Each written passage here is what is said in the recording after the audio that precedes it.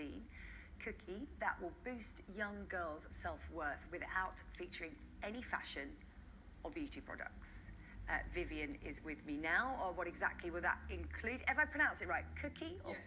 KOOKIE, as in smart cookie. When I was a preteen, I was quite kooky.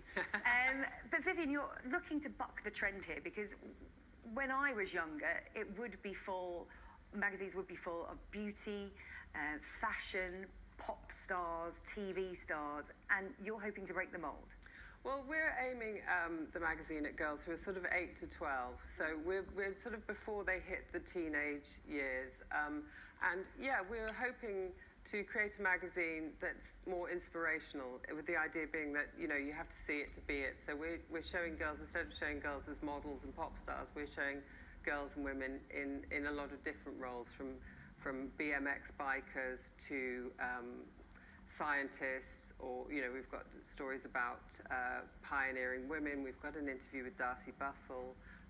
But one of the things about the magazine is that we have the girls as the contributors as well. So we've had girls go and interview Darcy Bustle and Anne-Marie Maffedon, and they create the artwork. So they're really invested in the magazine as well. So you created this with another mum, because what were you finding that your daughters were exposed to when it came to magazines, TV, online content? Yeah, well, my daughters are 16 and 13 now, but of course, you know, they've gone through this tween age stage, and we'd go to the supermarket, wherever, and I love magazines myself. I've worked in magazines my whole career, and the choices were very limited, very pink. It just seemed to be a very narrow view of what it is to be a girl, you know, and I wanted them to have a bigger, brighter idea.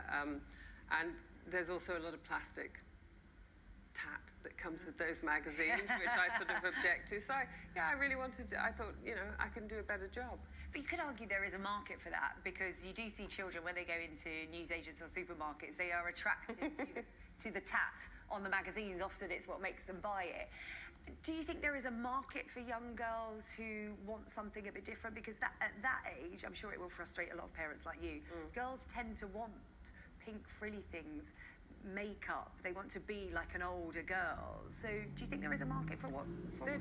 I think there definitely is a market. I mean, we've had a fantastic response to the magazine, and I think that we sort of sell girls short, thinking that that is all they want. There are a lot of girls out there with, you know, big ambitions and lots of varied interests, and at this age they're still so full of potential, and they have no idea of the sort of restrictions that might be put on them as they grow older. So we really wanted to create a magazine that was really, you know, covered a wide range of subjects.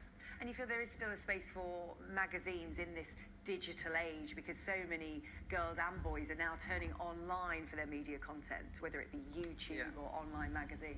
Yeah, for this age group, yes. They're still very much interested in magazines. They're interactive, they can pull the pages out, they can colour in, they can fill in the quizzes. So yeah, for print media, there's still a market for it with these girls.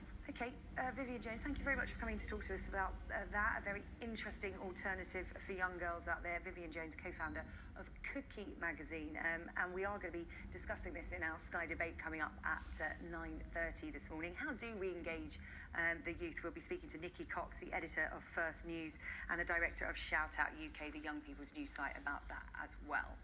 Coming up next,